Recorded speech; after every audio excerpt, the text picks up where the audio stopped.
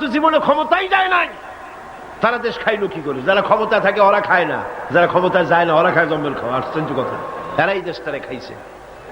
নামাজ নাই, রোজা নাই, তারপরে বলা শুরু করে আল্লাহ নাই। এরপরে ডু ফুর্তি, নো চিন্তা, জেনা, ব্যভিচার, মদ, জুয়া ইত্যাদিতে লিপ্ত হয়ে গেল।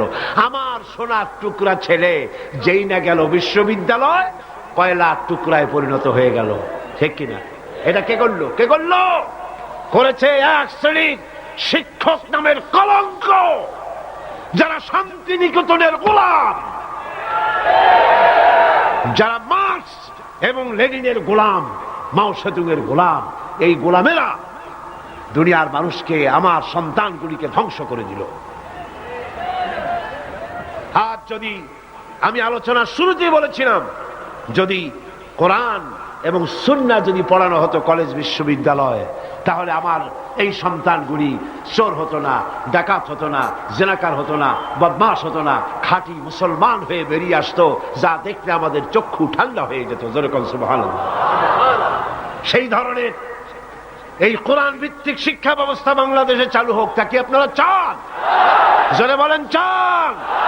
যারা চারা চান দু হাত উঁচু করে দেখান।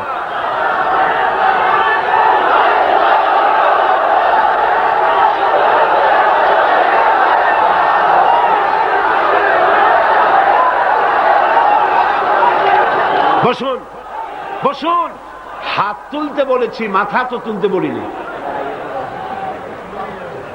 আল্লাহ রাব্বুল আলামিন তিনি কোরআন দিয়েছেন মানুষকে শিখবার জন্য, চরিত্র বানাবার জন্য, দিনদার হওয়ার জন্য।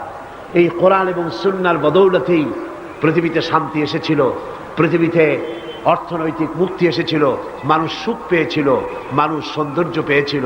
আমরা যদি আবার সুখ শান্তি ফিরে পেতে চাই, আবার আমাদেরকে কোরআন এবং সুন্নাহর শিক্ষার দিকে ফিরে যেতে হবে।